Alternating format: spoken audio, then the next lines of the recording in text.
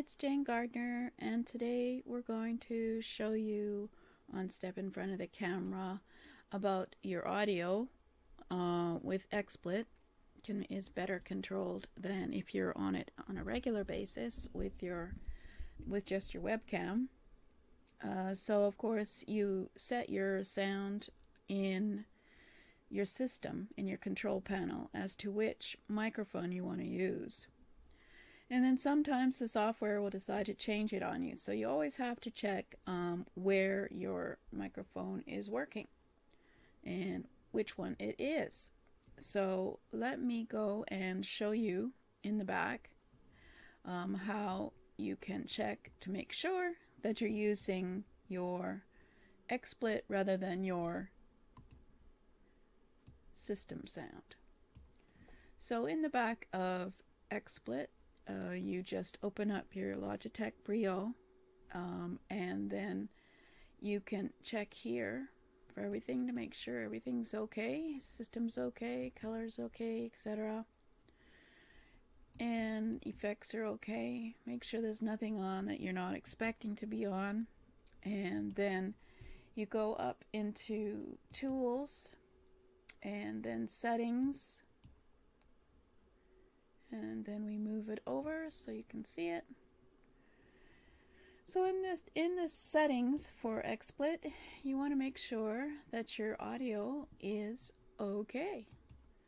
So you don't need an audio preview because you'll probably get a lot of backtone from that. So you want to keep that as none. You have to decide what system sounds the speakers are when you're working with it. Right now, all I'm going to do with my speakers is play back it once I've recorded. So I just want to make sure it's on the speakers that I want. So I have some portable speakers, Realtek, for example. But you could also use your computer speaker. I have some high definition audio software. You could use the speakers in your computer, the Realtek audio. I have a microphone that also has speaker settings, and I can listen to whatever I've recorded through the speaker in my Yeti, but wouldn't want to do that because you're going to have bounce back of your voice as you're talking, so it's very difficult to listen to. So yeah, so for this one, I happen to have some portable speakers that I use, so I set that to this one. And then, of course, you don't want to delay. If you're into music and stuff, that's probably what that's good for. And then you have to make sure your microphone is the right one that you want to use.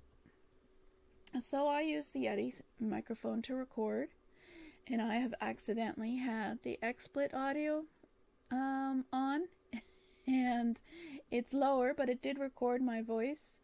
The default microphone, you don't even know what the default microphone is. You'd have to check that and make sure if it's the computer or the monitor. And then of course the Logitech Brio, which is my webcam, also has a microphone. So you don't want that one either because it's fairly quiet. So you want to make sure that the microphone is the one that you want to use, the USB especially.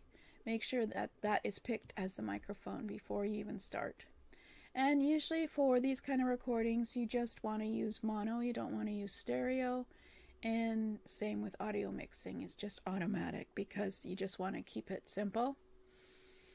And so that's audio. You have to check in the back of XSplit to make sure the settings are okay. And so just apply, say okay, and there you go. So those should hopefully be still the same settings. So let's go back to a better scene. So it continuously uses those settings when you're broadcasting, regardless of what scene you go into. Of course, you can change the settings for the audio for any scene. You can. I have to show that to you later because it's within this studio scenes. So you can turn off or you can turn on the speakers. So if you had a video that you wanted to blast out on your production on a different scene, then you have to make sure that that speaker is on and doing the music that you want to do. Of course, this one doesn't have any. So that's where you basically control your audio for when you're broadcasting with Xsplit.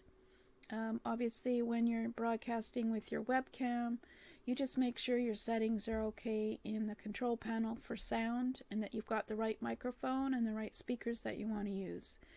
Because I have downloaded a new version of Xsplit occasionally, and all of a sudden it's changed my microphone and my speakers, and I have to do another recording because the first one was wrong. So that is one of the important things to do before you start a broadcast, is to check your sound settings, audio for your microphone and your speaker before you start, because you want to have the best.